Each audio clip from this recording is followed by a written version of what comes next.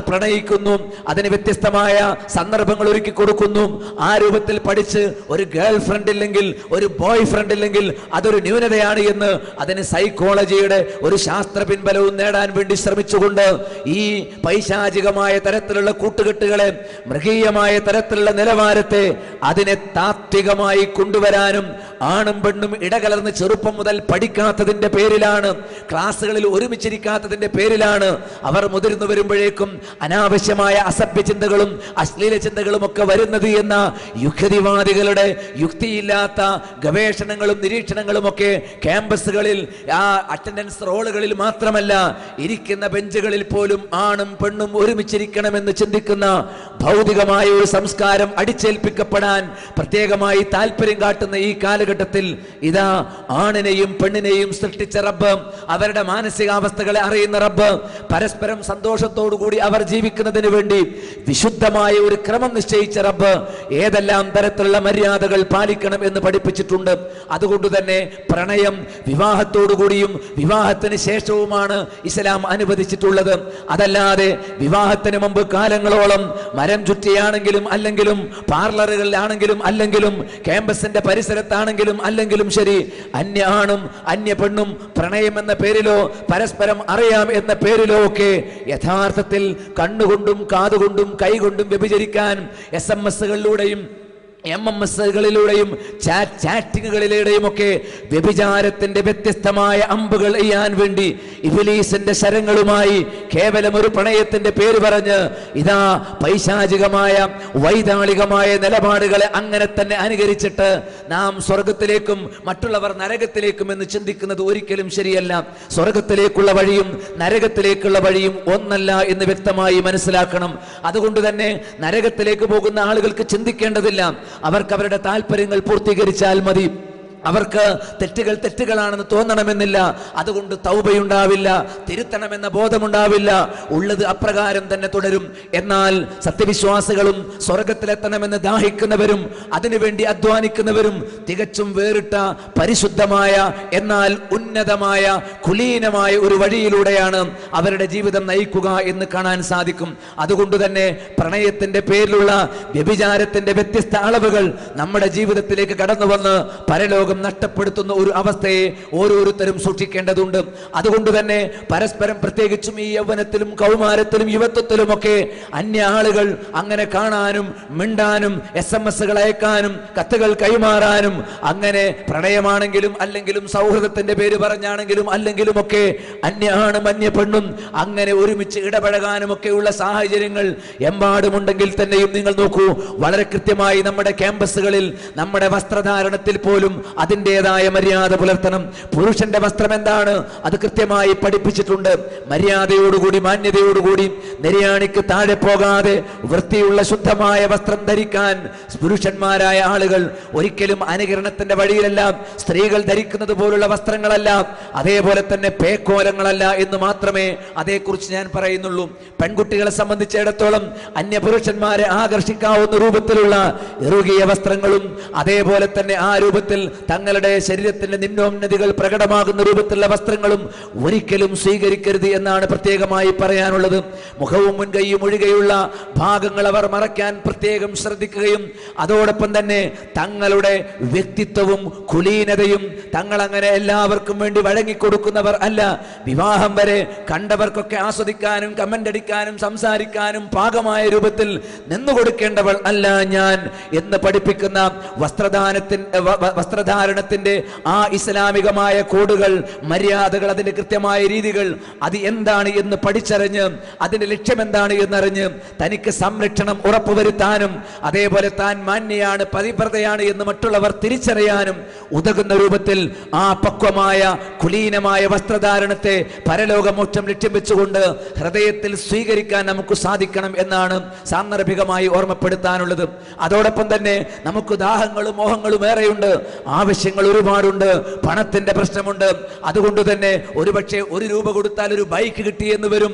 അങ്ങനെ പലിശയുടെ ഇടപാടിലേക്ക് പോവുകയും പലിശ ഇടപാടുകളിലൂടെ പലിശയുടെ ലോണുകൾ വാങ്ങി പലിശ അടച്ചു തീർക്കാമെന്ന് കരുതി നമ്മുടെ ഈ ഭൗതികമായ ചില ആവശ്യങ്ങൾ, ആഭരണങ്ങൾ വാങ്ങാൻ വേണ്ടി, അതേപോലെ വാഹനങ്ങൾ വാങ്ങാൻ വേണ്ടി ഒക്കെ പലിശ ഇടപാടുകളിലേക്ക് നേരിട്ട് ഇടപെട്ട് തുടങ്ങുന്ന ഒരു പ്രായമാണ് ഈ യൗവനം എന്ന് കാണാൻ സാധിക്കും. എന്നാൽ പലിശ ഏറ്റവും ഗുരുതരമായ പാപമാണ്.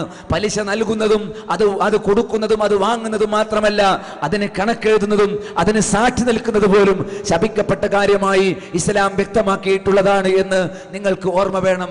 അരിബാ സബൂന ഹൂബ, പലിശ എന്ന് പറയുന്നത് അതിന് 70 കവാടങ്ങളാണ്. 70 ഇനം പലിശയുണ്ടെങ്കിൽ അതിലേറ്റവും നിസ്സാരമായത് സ്വന്തം മാതാവിനെ വ്യഭിചരിക്കുന്നതിന് മാത്രം ഗൗരവമേറിയ ഒരു സംഗതിയാണ് എന്ന് പറയുമ്പോൾ പലിശയെക്കുറിച്ച് ഏറ്റവും നിസ്സാരമായ ഒരു കാഴ്ചപ്പാട് സ്വീകരിച്ചുകൊണ്ട് നമ്മൾ മുന്നോട്ട് പോകുന്നത് ശരിയല്ല. പലിശ കണക്കെഴുതുന്ന ജോലിയിലേക്ക് പ്രവേശിക്കാനുള്ള ഒരു താല്പര്യം നമ്മുടെ ജീവിതത്തിൽ ഉണ്ടാകുന്നതും നരകത്തെ പേടിക്കുകയും സ്വർഗം പ്രതീക്ഷിക്കുകയും ചെയ്യുന്ന ഒരു സത്യവിശ്വാസിയെ സംബന്ധിച്ചിടത്തോളം ഭൂഷണമല്ല. പലിശ മാരകമായ വിപത്താണ് എന്നും സാമ്പത്തികമായ താളം അത് ഭൗതിക ലോകത്ത് തെറ്റിച്ചു കളയാനും പരലോകത്ത് രക്തത്തിന്റെ നദിയിൽ നീന്തിത്തുടിച്ച് ഗുരുതരമായ ശിക്ഷയ്ക്ക് വിധേയമാകാനും അത് കാരണമായി തീരും എന്നുള്ള പ്രവാചകൻ സല്ലല്ലാഹു അലൈഹി വസല്ലമിന്റെ താക്കീത് കൂടി നമുക്ക് മനസ്സിലുണ്ടാകണം എന്ന് പ്രത്യേകമായി ഓർമ്മിപ്പിക്കുകയാണ്. അതുകൊണ്ട് ജീവിതത്തിന്റെ വിവിധ ഘട്ടങ്ങളിൽ ഓരോ യുവാവും ഓരോ യുവതിയും ഏറ്റവും ഉന്നതമായ സംസ്കാരം പഠിപ്പിക്കപ്പെട്ടവരാണ് നമ്മളെന്ന ബോധമുണ്ടാകണം. നമ്മുടെ ഏതെങ്കിലും ഒരു നിലപാടിനെ കുറിച്ച് ആർക്കും അയ്യേ എന്ന് പറയാൻ കഴിയില്ല. കാരണം എന്താ? നാം വസ്ത്രധാരണത്തിൽ സ്വീകരിക്കുന്ന രീതി, പരസ്പരം ഇടപെടലുകളിൽ സ്വീകരിക്കുന്ന മര്യാദകൾ, അതേപോലെ സാമ്പത്തിക വിശുദ്ധി, സംസാരത്തിൽ പരദൂഷണമില്ലാത്തവരാണ് നമ്മൾ, ഏഷണയില്ലാത്തവരാണ് നമ്മൾ, കള്ളം പറയാത്തവരാണ് നമ്മൾ, സ്വഭാവത്തിൽ അഹങ്കരിക്കാത്തവരും മറ്റുള്ളവരോട് അസൂയയും പകയും വെച്ച് പുലർത്താത്തവരും. ഇങ്ങനെ ഏത് നിലവാരത്തിൽ നോക്കിയാലും ലോകത്തുള്ള ജനങ്ങളിൽ നിന്ന് ഉയർന്നു നിൽക്കാൻ എന്തുകൊണ്ടും യോഗ്യതയുള്ളവരാണ് പ്രവാചകൻ സല്ലല്ലാഹു അലൈഹി വസല്ലമയുടെ അനുചരന്മാരായിട്ടുള്ള നമ്മൾ ഓരോരുത്തരും എന്ന് കാണാൻ കഴിയും. അതുകൊണ്ട് നാം ഉൾക്കൊള്ളുന്ന ഈ വിശ്വാസത്തെ സംബന്ധിച്ചും നാം സ്വീകരിക്കുന്ന ഈ സംസ്കാരത്തെ സംബന്ധിച്ചും മരണം വരെ ഉന്നത ബോധമുണ്ടാകണം. മറ്റുള്ളവരെന്ത് കരുതുമെന്ന് കരുതി ഒരധമബോധത്തോടുകൂടി നമ്മൾ ഒരു പക്ഷേ MSMന്റെ ക്ലാസ്സിൽ വരുമ്പോഴും വീട്ടിൽ വരുമ്പോഴും അതേപോലെ മറ്റുള്ള മുസ്ലിങ്ങളുള്ള സാഹചര്യങ്ങളുമൊക്കെ ഇസ്ലാമിക വസ്ത്രം സ്വീകരിക്കുകയും ക്യാമ്പസിലെത്തുമ്പോഴേക്കും പുരുഷന്മാരുടെ നെരിയാണിക്ക് താഴെ പോകുന്നു, സ്ത്രീകളുടെ മഫ്ത അഴിഞ്ഞു പോകുന്നു. അങ്ങനെ ഒരു നിലവാരത്തിലേക്ക് ജനങ്ങൾക്കനുസരിച്ചുകൊണ്ട് അഴകുഴമ്പൻ സമീപനം സ്വീകരിക്കുന്നതിന് പകരം ഉള്ളറിഞ്ഞ് ഏത് സമയത്തും തഖ്വയും ഭക്തിയും റബ്ബിനെ കണ്ടുമുട്ടാൻ ജീവിക്കുമ്പോൾ ഒരു സൂഫിസത്തിന്റെ കാടുകയറ്റം ആവശ്യമില്ല. ഈ ഭൗതിക ജീവിതം നമുക്ക് അനുവദിച്ചിട്ടുള്ളതാണ്. നല്ല ഭക്ഷണം, നല്ല വസ്ത്രം, നല്ല വാഹനം, നല്ല സംവിധാനങ്ങൾ, ഇതൊന്നും ഇസ്ലാം വിലക്കിയിട്ടില്ല. പക്ഷേ ഹലാലായ സമ്പാദ്യമാകണം, ഹലാലായ ആസ്വാദനമാകണം, ഹലാലായ വഴിയിലൂടെയാകണം. അങ്ങനെ എന്താണ് ഹലാലെന്നും എന്താണ് ഹറാമെന്നും തെളിവുകളിലൂടെ മനസ്സിലാക്കി ഇസ്ലാമിക മര്യാദകൾ ഉൾക്കൊണ്ട് അള്ളാഹുവിന്റെ നാമത്തിൽ ജീവിതത്തിന്റെ ഓരോ ഘട്ടങ്ങളെയും തരണം ചെയ്യാൻ നമുക്ക് സാധിക്കണം. നേരം പുലർന്ന് ഉണർന്നെണീക്കുന്നത് മുതൽ ഉറങ്ങാൻ കിടക്കുന്നത് വരെയുള്ള ചലനങ്ങളെ സംബന്ധിച്ച് വ്യക്തമായി തെളിവുകളിലൂടെ വിവിധ സദസ്സുകളിൽ നിരന്തരമായി നാം പഠിച്ചുകൊണ്ടിരിക്കുകയും ആ പഠിക്കുന്ന കാര്യങ്ങൾ മര്യാദയായി പുലർത്തുകയും പരലോകത്ത് സ്വർഗം കിട്ടിയാൽ പോരാ, സ്വർഗത്തിൽ ഏറ്റവും ഉന്നതമായ ജന്നാത്തുൽ ഫിർദൗസിൽ തന്നെ സ്വർഗത്തിൽ മധ്യമമായ പ്രവാചകൻ സല്ലല്ലാഹു അലൈഹി വസല്ലമും സ്വഹാബത്തുകളും സംഗമിക്കുന്ന ആ അത്യുന്നതമായ ജന്നാത്തുൽ ഫിർദൗസിൽ തന്നെ നമുക്ക് ഒത്തുചേരേണ്ടതുണ്ട്. ഒരു കണ്ണും കാണാത്ത, ഒരു കാതും കേൾക്കാത്ത, ഒരു മനുഷ്യഭാവനയിലും വിരിയാത്ത ആസ്വാദനങ്ങളാണ് അവിടെയുള്ളത്. കസ്തൂരിയുടെ മണ്ണും അതേപോലെ അവിടുത്തെ ഓരോ മരങ്ങൾക്കും സ്വർണത്തിന്റെ കാണ്ഡങ്ങളാണ്. അതേപോലെ തന്നെ സുന്ദരമായ പൂക്കളും രുചികരമായ, ഒരിക്കൽ രുചിച്ചത് പിന്നീട് രുചിക്കേണ്ടി വരാത്തവണ്ണം വിവിധ രുചികൾ പകരുന്നതായ കനികളാണ് അവിടെയുള്ളത്. കൺകുളിർമ മാത്രമേയുള്ളൂ. എപ്പോഴും പകലാണ്. അവിടെ ഉറക്കമില്ല. അവിടെ എപ്പോഴും പ്രസരിപ്പാണ്. അവിടെ ക്ഷീണമില്ല, മുഷിയുകയില്ല, മാലിന്യങ്ങളില്ല. അവിടെ ഉളിക്കുക, കഴുകുക, ഇങ്ങനെയുള്ള പ്രവർത്തനങ്ങളൊന്നും ചെയ്യേണ്ടതില്ലാത്തവണ്ണം എപ്പോഴും ഫ്രഷായി, എപ്പോഴും ആസ്വദിച്ച് മടുപ്പില്ലാതെ അത്ഭുതങ്ങളുടെ ആനന്ദങ്ങളിൽ ആറാടാൻ, അനശ്വരമായി അത് നുകരാൻ സാധിക്കണമെങ്കിൽ നമ്മുടെ ജീവിതത്തിന് സവിശേഷമായ ഒരു വ്യത്യാസം ഉണ്ടാകേണ്ടതുണ്ട്.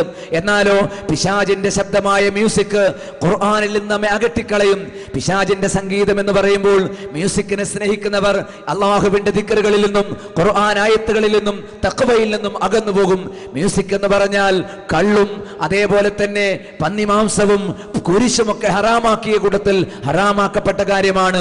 അന്തിമനാൾ വരുമ്പോൾ പട്ടുവസ്ത്രവും വ്യഭിചാരവും സംഗീതോപകരണങ്ങളും ഹലാലായി അനുവദനീയമായി കാണുന്ന ഒരു സമൂഹം വരും എന്ന താക്കീത് പ്രവാചകൻ സല്ലല്ലാഹു അലൈഹി